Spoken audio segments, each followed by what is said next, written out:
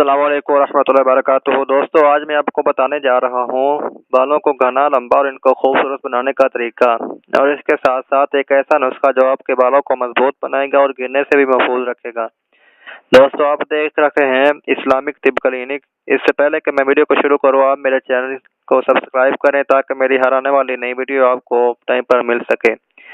दोस्तों, अगर इंसान के सर पर बाल ना हो तो इसकी ये जिंदगी बहुत ही उदास और अधूरी गुजरती है, और बालों को लंबा, घना और मजबूत होना उनकी सेहत की अलामत भी है और इंसान की सेहत की अलामत भी है। इसलिए मैं लाया हूँ उन मर्द हज़रात और ख़वातीन के लिए एक ऐसा नुस्खा जो बालों की वजह से बहुत ही परेशान है।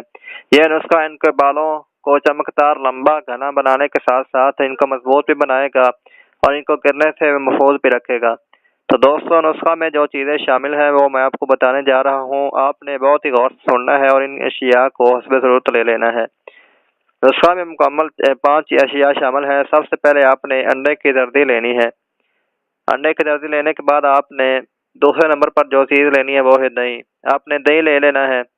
और तीसरे नंबर पर आपने नींबू का रस ले लेना है। और चौथे नंबर पर जो चीज़ है, ये बहुत ही ज़रूरी और अहम चीज़ है, ये है एलोवेरा जेल। आपने एलोवेरा जेल लेनी है। ये आपको पंसार की दुकान से आसानी से मिल सकती है। और आखिर में जो चीज़ है वो है कोकोनट ऑयल, यानी कि नारियल का तेल। इन तमाम अशिया को आपने हस्बे ज़रूरत ले लेना है। बराबर वजन आपने लेना है और फिर इनको अच्छी तरह से मिक्स कर लेना है। और इस नुस्खा का तरीका इस्तेमाल बहुत ही आसान है।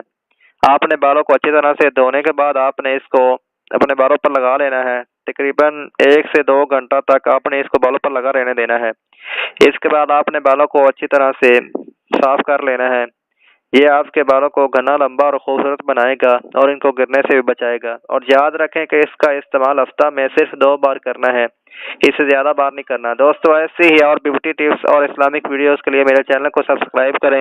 हाजिर होऊंगा अगली वीडियो के साथ। तब तक के लिए अल्लाह हाफिज़। अपना बहुत सारा ख्याल रखिएगा।